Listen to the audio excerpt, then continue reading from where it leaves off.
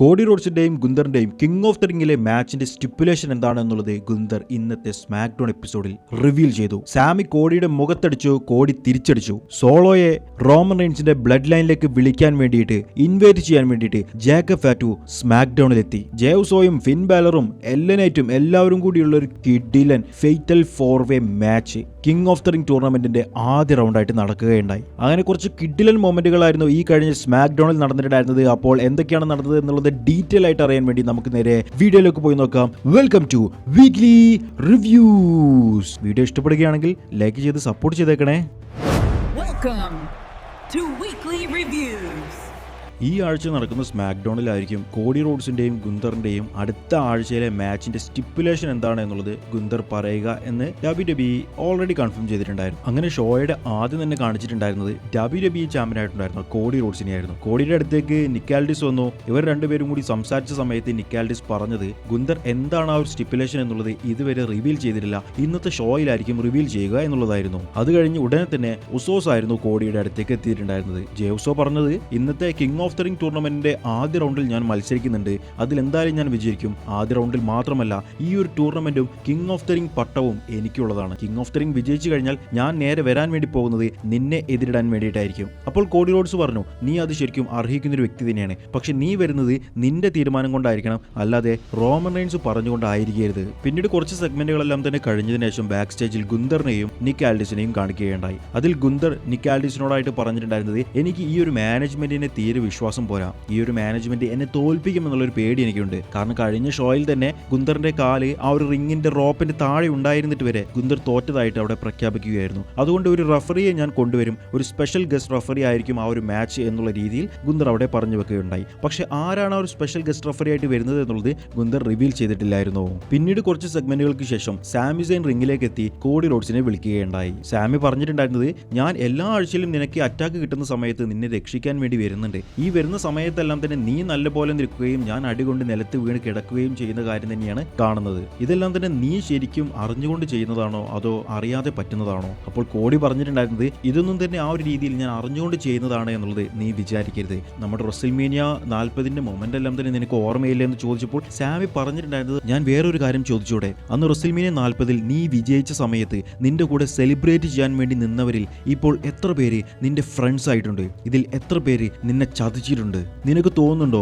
അത് മറ്റുള്ളവരുടെ പ്രോബ്ലം ആണ് എന്നുള്ളത്? എല്ലാവരും നിന്നെ വിട്ടാണ് പോയിട്ടുള്ളത് എന്നുണ്ടെങ്കിൽ അതിന്റെ ഏറ്റവും പ്രധാന പ്രശ്നം നീയാണ് കോഡി റോഡ്സ്. കോഡി സാമിയോടായിട്ട് പറയുന്നുണ്ട്, ഫാൻസ് നിന്നെ ബൂ ചെയ്യുന്നത്, നീ എപ്പോഴും വന്ന് കരഞ്ഞു കാണിക്കുന്ന, നീ എപ്പോഴും വന്ന് നിന്റെ സങ്കടങ്ങൾ പറയുന്ന, നിനക്കൊന്നും കിട്ടുന്നില്ല, നിനക്കൊന്നും ആവുന്നില്ല എന്നുള്ളതെല്ലാം തന്നെ പറയുന്നത് കൊണ്ട് മാത്രമാണ്. അതുപോലെ നിനക്ക് ഈ ഒരു ചാമ്പ്യൻഷിപ്പ് ഒരിക്കലും വിജയിക്കാൻ വേണ്ടി കഴിയില്ല എന്നുള്ള രീതിയിലും കോഡി റോഡ്സ് അവിടെ പറയുകയുണ്ടായി. ആ ഒരു ഇൻസൾട്ട് കിട്ടിയതോടുകൂടി സാമി സെയിൻ കോഡിയുടെ മുഖത്തേക്ക് ആഞ്ഞടിച്ചു. അപ്പോൾ തന്നെ സാമിക്ക് തന്റെ തെറ്റ് മനസ്സിലായി. സാമി അപ്പോൾ തന്നെ കോഡിയോട് സോറി പറയുകയുണ്ടായി. പക്ഷെ കോഡി ആ ഒരു സോറി സ്വീകരിച്ചില്ല. കോഡി തിരിച്ച് സാമിയുടെ മോന്തക്കിട്ട് ഒരു അടി കൊടുത്തിട്ട്, ഇപ്പോൾ നമ്മൾ സമാസമമായില്ലേ എന്നുള്ള രീതിയിൽ ചോദിക്കുകയുണ്ടായി. സാമിക്ക് വീണ്ടും ദേഷ്യം പിടിച്ചു. സാമി റിംഗ് സൈഡിലേക്ക് ഇറങ്ങി വന്ന് അവിടെ നിന്നും ഒരു സ്റ്റീൽ ചെയർ എടുത്തുകൊണ്ട് കോഡി അറ്റാക്ക് ചെയ്യാൻ എന്നുള്ള രീതിയിൽ റിങ്ങിന്റെ ആപ്രോണിന്റെ മുകളിൽ കയറി നിൽക്കുകയുണ്ടായി. കോഡി ഒരു അനക്കം പോലും അവിടെ നടത്തിയിട്ടുണ്ടായിരുന്നില്ല. സാമി റിങ്ങിലേക്ക് കയറാതെ ആ ഒരു ചെയർ എടുത്തുകൊണ്ട് റിങ്ങിലേക്ക് എറിഞ്ഞു കൊടുത്ത് അവിടെ നിന്നും പോവുകയുണ്ടായി. ഇതിനുശേഷം വീണ്ടും ബാക്ക് സ്റ്റേജിൽ ഗുന്തറിനെയും നിക്ക് ആൽഡിസിനെയും കാണിക്കുകയുണ്ടായി. ഗുന്തർ അപ്പോൾ തന്റെ സ്പെഷ്യൽ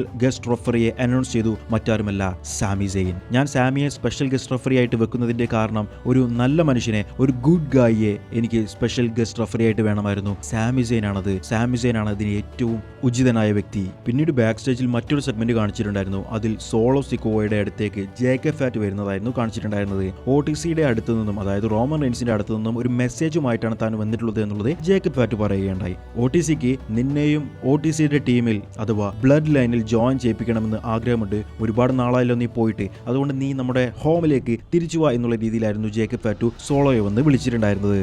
സോളോ ജേക്കബ് ഫാറ്റുവിനെ കളിയാക്കിക്കൊണ്ട്, അതൊരിക്കലും ഒരു ഹോമല്ല, അതൊരു പട്ടിയുടെ വീടാണ്, നീ റോമന്റെ പുറകെ വാലാട്ടി നടക്കുന്ന പട്ടിയുമാണ് എന്നുള്ള രീതിയിൽ ജേക്കബ് ഫാറ്റുവിനെ കളിയാക്കി. എന്നിട്ട് സോളോ ഫാറ്റുവിനോട് ചോദിച്ചു, നീ ആരാണ് എന്നുള്ളത് നീ മറന്നുപോയോ? എല്ലാവർക്കും പേടിയുണ്ടായിരുന്ന, എല്ലാവരെയും നശിപ്പിക്കുന്ന ആ ഒരു ലെവലിലുള്ള ജേക്കബ് ഫാറ്റു ആയിരുന്നു നീ. സമോവൻ വെയർവോൾഫ് ആയിരുന്നു നീ. റോമനെ തോൽപ്പിക്കാൻ വേണ്ടി ഒരു ഇഞ്ച് മാത്രമേ നിനക്ക് വേണ്ടിയിരുന്നുള്ളൂ. നീ എന്തിനാണ് റോമൻ റെയിൻസിന്റെ പുറകിൽ പോയി നിൽക്കുന്നത്? റോമൻ എല്ലാവരുടെയും മുൻപിൽ വെച്ച് നമ്മളെ നാണം കെടുത്തും. റോമൻ എല്ലാവരുടെയും മുൻപിൽ വെച്ച് നമ്മളോട് മുട്ടുകുത്തി നിന്ന് പട്ടിയെ പോലെ അവിടെ നിന്നും പണിയെടുക്കാൻ വേണ്ടി പറയും. അതെല്ലാം തന്നെ നമ്മൾ ചെയ്യേണ്ടി വരും. ഈ കാരണങ്ങൾ കൊണ്ട് ഒരിക്കലും ഇനി ഞാൻ റോമന്റെ ടീമിലേക്ക്, ബ്ലഡ് ലൈനിലേക്ക് തിരിച്ചു വരില്ല. ഫാത്തു പറഞ്ഞിട്ടുണ്ടായിരുന്നത്, നീ പറഞ്ഞ എല്ലാ കാര്യങ്ങളും ഞാൻ കേട്ടു, പക്ഷേ റോമൻ എന്നോട് നിന്നെ കൊണ്ടുവരണം എന്നുള്ളത് പറയുകയാണ് എന്നുണ്ടെങ്കിൽ ഏത് വിധേനയെയും നിന്നെ ഞാൻ കൊണ്ടുപോകും. അപ്പോൾ സോളോ പറഞ്ഞത്, റോമനെ എന്നെയാണ് വേണ്ടത്, എന്നെ ഹോമിലേക്ക് കൊണ്ടുപോവുകയാണ് വേണ്ടത് എന്നുണ്ടെങ്കിൽ റോമൻ ഡയറക്റ്റ് ആയിട്ട് വരട്ടെ, അല്ലാതെ വേറെ ആളെ പറഞ്ഞയച്ചിട്ട് ഞാൻ വരില്ല എന്നുള്ളത് സോളോ പറഞ്ഞു. അതോടുകൂടി ആ ഒരു സെഗ്മെന്റ് അവിടെ അവസാനിച്ചു. മിക്കവാറും അടുത്തതായിട്ട് നടക്കാൻ വേണ്ടി പോകുന്നത് ഇവരുടെ ഒരു ടാഗ് ടീം മാച്ചോ അങ്ങനെ എന്തെങ്കിലും ആയിരിക്കും. എന്നിട്ട് റോമന്റെ ടീമും സോളോയുടെ ടീമും തമ്മിലുള്ള ഒരു ഫ്യൂഡ് ആയിരിക്കും ഇനി നടക്കാൻ വേണ്ടി പോകുക. അത് കഴിഞ്ഞതിന് ശേഷം റോമനും സോളോയും കൂടി ഒരു സിംഗിൾസ് മാച്ചും, അതിൽ റോമൻ വിജയിച്ചുകൊണ്ട് സോളോയും വീണ്ടും ബ്ലഡ് ലൈനിലേക്ക് കയറുന്ന രീതിയിലുള്ള കഥകളുമായിരിക്കും ഉണ്ടാവുക. ഒരുപാട് നാളുകൾക്ക് ശേഷം റോമൻ റെയിൻസിന്റെ ടീമിലേക്ക് സോളോ കയറുന്ന സമയത്ത് ഫാൻസിന് മുഴുവൻ ഭയങ്കര ഇഷ്ടമായിരിക്കും. അതോടുകൂടി റോമൻ ഒരു ഹീൽ ക്യാരക്ടർ കൂടി ആയി കഴിഞ്ഞാൽ പൊളിച്ചെടുക്കും. പിന്നീട് മറ്റൊരു ബാക്ക് സ്റ്റേജ് സെഗ്മെന്റിൽ സോളോയും റോയ്സ് കീസും കൂടി സംസാരിക്കുകയുണ്ടായി. ഇന്ന് Royce keys king of the ring ടൂർണമെന്റിൽ ആദ്യത്തെ റൗണ്ട് മത്സരിക്കുന്നുണ്ടായിരുന്നു. അപ്പോൾ സോളോ പറഞ്ഞിട്ടുണ്ടായിരുന്നത്, നിന്റെ കൂടെ മത്സരിക്കുന്ന ജേഉസോയെ ഹെൽപ്പ് ചെയ്യാൻ വേണ്ടിയിട്ട് മേ ബി ജേക്കബ് ഫാറ്റ് വരാൻ ചാൻസ് ഉണ്ട്. ജേക്കബ് ഫാറ്റ് റോയൽ നിന്ന് ഇങ്ങോട്ടേക്ക് എത്തിയിട്ടുണ്ട്. അപ്പോൾ ഇന്നത്തെ മാച്ചിൽ ജേക്കബ് ഫാറ്റ് വന്ന് നിന്നെ അറ്റാക്ക് ചെയ്യാൻ ചാൻസ് വളരെ കൂടുതലാണ്. ബ്ലഡ് ലൈൻ അവരുടെ വിജയത്തിന് വേണ്ടി എന്ത് വേണമെങ്കിലും ചെയ്യും. അതുകൊണ്ട് നിന്റെ കൂടെ ഞാൻ വേണമെന്നുണ്ടെങ്കിൽ, അല്ലെങ്കിൽ എൻ്റെ ഹെൽപ്പ് നിനക്ക് വേണമെന്നുണ്ടെങ്കിൽ നീ പറഞ്ഞാൽ മതി, ഞാൻ വന്നോളാം എന്നുള്ളത് സോളോ അവിടെ പറഞ്ഞു. ബാക്ക് സ്റ്റേജിൽ മറ്റൊരു സെഗ്മെന്റ് കൂടി നടന്നിട്ടുണ്ടായിരുന്നു. കോഡിയും നിക്കാൽഡിസും ആയിരുന്നു ബാക്ക് സ്റ്റേജിൽ ഉണ്ടായിരുന്നത്. കോഡി വന്നുകൊണ്ട്, ഗുന്തർ പറഞ്ഞ ഇതേ രീതിയിൽ മാച്ച് കൊണ്ടുപോകാൻ വേണ്ടിയിട്ട് തന്നെയാണോ നിങ്ങളുടെയും പ്ലാൻ ഉള്ളത്? അപ്പോൾ നിക്കാൽഡിസ് അത് സമ്മതിക്കുകയുണ്ടായി. ഇങ്ങനെ തന്നെയാണ് പ്ലാൻ. ഗുന്തറിനെതിരെയുള്ള മത്സരത്തിൽ സ്പെഷ്യൽ ഗസ്റ്റ് റഫറി ആയിട്ട് സാമിസൻ ഉണ്ടായിരിക്കുന്നതാണ്. അപ്പോൾ സാമി അവിടേക്ക് കടന്നു വന്നു. സാമിയോട് ചോദിച്ചു, നീ എനിക്ക് ഒരു അടി തന്നു, ഞാൻ നിനക്കൊരു അടി തന്നു, നമ്മൾ തമ്മിൽ ഓക്കെ അല്ലേ, നമ്മൾ തമ്മിൽ വേറെ പ്രശ്നങ്ങളൊന്നും തന്നെ ഇല്ലല്ലോ എന്ന്. പക്ഷെ അതിനെക്കുറിച്ച് ഒന്നും തന്നെ പറയാതെ സാമിസൻ പറഞ്ഞിട്ടുണ്ടായിരുന്നത് all the best for your next match എന്നുള്ളത് മാത്രമായിരുന്നു. എന്നിട്ട് ആ ഒരു സെഗ്മെന്റ് അവിടെ അവസാനിപ്പിക്കുകയുണ്ടായി. മിക്കവാറും സാമിസൻ ആ ഒരു മാച്ചിൽ കോഡി റോഡ്സിനെ ചതിക്കുമെന്ന് തന്നെ ഞാൻ പ്രതീക്ഷിക്കുന്നു. കോഡി ആ ഒരു മാച്ചിൽ തോറ്റുകൊണ്ട് Gunther world heavyweight WWE ചാമ്പ്യനായി മാറുമെന്ന് തന്നെ ഞാൻ പ്രതീക്ഷിക്കുന്നുണ്ട്. പിന്നീടായിരുന്നു മെയിൻ ഇവന്റ് നടന്നിട്ടുണ്ടായിരുന്നത്. കിങ് ഓഫ് ദ റിംഗിന്റെ fatal four way first round match ആയിരുന്നു. LA Knight versus Finn Balor versus Jey Uso versus Royce Keys തമ്മിലായിരുന്നു മാച്ച് നടന്നിട്ടുണ്ടായിരുന്നത്. 4 പേരും അവരുടെ പ്രൈമിൽ നിൽക്കുന്ന രീതിയിലായിരുന്നു നമുക്ക് മാച്ച് മുഴുവനായിട്ടും കാണാൻ സാധിച്ചിട്ടുണ്ടായിരുന്നത്. ഒരാൾ പോലും ക്ഷീണിച്ചിരിക്കുന്നതോ ഒരാൾ പോലും മത്സരിക്കാതിരിക്കുന്നതോ അങ്ങനെയുള്ള ഒരു കാര്യങ്ങൾ നമ്മൾ കണ്ടിട്ടുണ്ടായിരുന്നില്ല. ആ മാച്ചിന്റെ ഏറ്റവും അവസാന ഭാഗങ്ങളായപ്പോഴേക്കും റോയ്സ് കീസ് ജേഉസോയെ അറ്റാക്ക് ചെയ്തിട്ടു. അപ്പോൾ ജേഉസോയുടെ കൂടെ വന്നിട്ടുണ്ടായിരുന്ന ജിമ്മി ഉസോ റോയ്സ് കീസുമായിട്ട് ഫേസ് ടു ഫേസ് നിൽക്കുന്നതെല്ലാം തന്നെ കണ്ടിട്ടുണ്ടായിരുന്നു. എന്നാൽ നേരത്തെ സെഗ്മെന്റിൽ പറഞ്ഞതുപോലെ തന്നെ റോയ്സ് കീസിനെ രക്ഷിക്കാൻ വേണ്ടി സോളോയും കൂടി അദ്ദേഹത്തിന്റെ കൂടെ വന്നു. ഈ ഒരു മാച്ചിൽ ഞാൻ വിചാരിച്ചിട്ടുണ്ടായിരുന്നത് ഫിൻ ബാലർ വിജയിക്കുമെന്നുള്ളതും സമ്മർ സ്ലാമിൽ ഫിൻ ബാലറിന് അദ്ദേഹത്തിന്റെ മൊമെന്റ് കിട്ടുമെന്നുള്ളതുമായിരുന്നു. എന്നാൽ അതെല്ലാം തന്നെ വെള്ളത്തിലായി പോയിട്ടുണ്ടായിരുന്നു. ഫിൻ ബാലർ LA നൈറ്റിനോടും ജേഉസോയോടും കൂടി പറഞ്ഞ് നമുക്ക് 3 പേർക്കും കൂടി ടീമായിട്ട് റോയ്സ് കീസിനെയാണ് അറ്റാക്ക് ചെയ്യേണ്ടതെന്ന്, എന്നിട്ട് റോയ്സ് കീസിനെ എടുത്ത് അനൗൺസർ ടേബിളിന്റെ മുകളിലേക്ക് ഒരു പവർ ബോംബ് ചെയ്തു. ആ മാച്ചിന്റെ അവസാനം ഫിൻ ബാലർ തന്റെ കൂപ്പ് ഡെ ഗ്രാസ് എന്ന് പറഞ്ഞിട്ടുള്ള ഫിനിഷർ ജേഉസോയുടെ മേൽ ചെയ്യുകയുണ്ടായി. ഫിൻ ബാലർ വിജയിച്ചിട്ടുണ്ടായിരുന്നു. എന്നാൽ അതാ അനൗൺസർ ടേബിളിന്റെ മുകളിൽ ഇട്ടിട്ടുണ്ടായിരുന്ന റോയ്സ് കീസ് എഴുന്നേറ്റ് വന്നു. ഫിൻ ബാലറിനെ പിടിച്ചു വലിച്ച് റിംഗ് സൈഡിലേക്ക് കൊണ്ടുപോവുകയുണ്ടായി. ഈ ഒരു അവസരത്തിൽ സോളോ റോയ്സ് കീസിനെ കൈയടിച്ച് പ്രോത്സാഹിപ്പിക്കുകയുണ്ടായി. പക്ഷേ LA നൈറ്റ് പുറകിൽ നിന്നും വന്ന് റോയ്സ് കീസിനെ ഒരു ഡ്രോപ്പ് കിക്ക് ചെയ്തു. സോളോയും അപ്പുറത്തെ സൈഡിലേക്ക് വീഴുകയുണ്ടായി. മാച്ചിന്റെ ഏറ്റവും അവസാനം ടേൺ ബക്കിളിന്റെ മുകളിൽ കയറിക്കൊണ്ട് തന്റെ ആ ഒരു എൽബോ ഡ്രോപ്പ് LA നൈറ്റ് ചെയ്തു. തന്റെ ഫിനിഷർ ചെയ്യാൻ വേണ്ടി നിന്നു.